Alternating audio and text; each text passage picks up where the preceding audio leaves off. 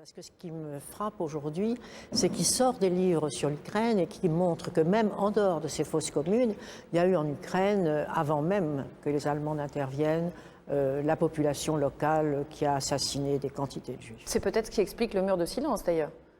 Parce que la population elle-même a eu beaucoup de mal à parler de ça, elle était impliquée. Oh, elle a été très impliquée, très impliquée. Il y a eu vraiment un moment où les Allemands n'étaient pas encore tellement sensibilisés sur cette question. Ce sont très souvent les Ukrainiens qui ont agi eux-mêmes. Simone Veil, pourquoi est-ce que le travail de mémoire engagé par le Père des Bois est si important 60 ans après ?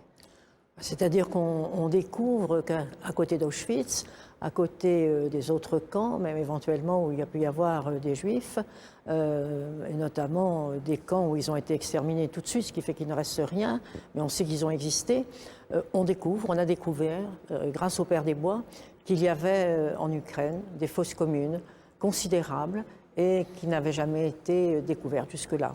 Alors je laisse peut-être au Père des Bois dire dans quelles conditions et pourquoi il a retrouvé ça, mais je voudrais lui rendre hommage parce que c'est quelque chose de très très important de savoir ça. Maintenant d'ailleurs il sort des livres sur ce qui s'est passé en Ukraine, mais à cette époque-là on avait très peu de choses. Alors on a vu la réalité des travaux menés par le Père des Bois dans le film bouleversant qu'on vient de voir. Simplement quelques questions qui sont vraiment très importantes. On a parlé d'1,5 million de Juifs donc, qui auraient été enterrés dans des fosses communes en Ukraine, et c'est seulement en Ukraine, et ce chiffre est loin d'être arrêté. Oui, les historiens estiment entre 1,5 million et 1,8 million Juifs fusillés sur le sol de l'Ukraine actuelle et jetés, je dirais, dans des fossés derrière les églises, sous la place du marché, dans une petite forêt, n'importe où, je dirais partout où il y a un fourré, quelque part dessous il y a des Juifs. Alors, 1,5 million, 1,8 million, et ce chiffre pourrait encore augmenter. Est-ce qu'on a la possibilité aujourd'hui d'aller au bout de cette recherche de vérité ? Oui, lorsque l'on ira, je dirais, au bout du territoire occupé par le Reich. N'oubliez pas qu'ils vont jusque vers la Tchétchénie, je dirais, et à 17 km de Moscou. Alors, Père des Bois, on est vraiment frappé par la gravité de cette vérité que vous faites émerger. Pourquoi est-ce que ces faits sont tombés dans l'oubli? Qu'est-ce qui s'est passé? D'abord, il y avait le mur de Berlin. On ne pouvait tout simplement pas accéder aux archives. On ne pouvait pas voyager. On n'aurait jamais accepté que ni Madame Veil ni moi-même allions en Ukraine. C'était impossible. Et puis, je dirais, les gens survivants aussi hésitaient à communiquer avec ceux d'ici, car ils étaient accusés d'espionnage.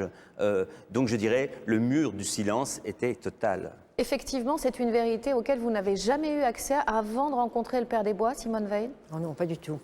Pas du tout, d'abord parce qu'au fond on avait très peu de relations avec ce qu'il y avait du régime soviétique et au-delà de la frontière, rien ne sortait.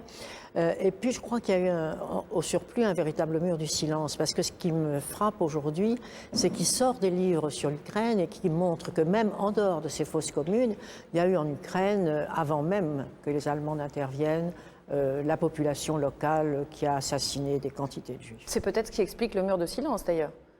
Parce que la population elle-même a eu beaucoup de mal à parler de ça, elle était impliquée. Oh, elle a été très impliquée, très impliquée. Il y a eu vraiment un moment où les Allemands n'étaient pas encore tellement sensibilisés sur cette question. Ce sont très souvent les Ukrainiens qui ont agi eux-mêmes. Vous savez, les Juifs ne sont toujours pas enterrés.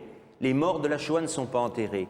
Je suis européen, je suis français, je suis prêtre de surcroît, je sais l'attachement des Juifs, de la communauté juive, des rabbins au corps. Donc je dirais l'urgence, il y a deux urgences. Savoir ce qui s'est passé, les témoins ont entre 75 ans et 90 ans. Dans 10 ans, c'est terminé.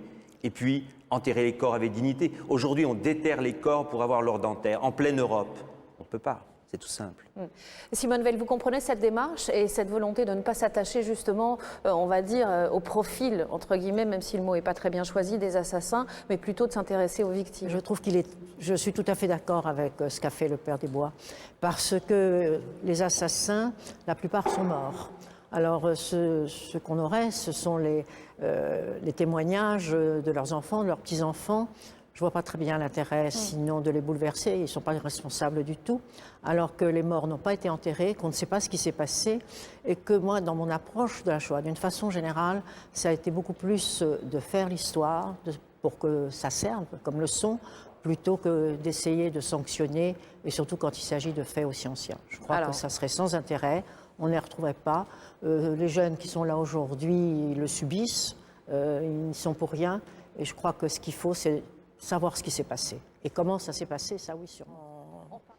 à la Sorbonne une fois, dans les historien. années 70, il y avait eu toute une après-midi consacrée à la déportation. Et le professeur qui avait la chaire à l'époque avait refusé que je témoigne en disant que ça n'était pas de l'histoire et que les témoins n'étaient pas des historiens.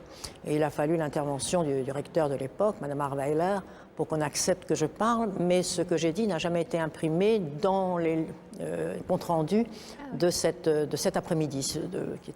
Donc ça dit quelle était, au fond, la pensée d'un certain nombre de gens. L'histoire n'avait pas à tenir compte des témoignages. Je me suis toujours demandé d'ailleurs comment les historiens faisaient autrefois, et d'une façon générale, s'ils n'avaient pas de témoignages. Si aucun d'entre nous n'était rentré, je ne sais pas d'ailleurs comment non plus les historiens de la Shoah pourraient parler des choses comme ils en parlent, parce que c'est tout de même en général ce que nous avons dit, qui naturellement doit être corrigé. Toujours, il faut des témoignages, ça a besoin d'être vérifié.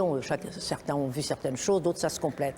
Mais je crois que c'est très important et que les choses ont besoin d'être sues pour qu'on soit vigilant et que ça ne puisse pas se reproduire.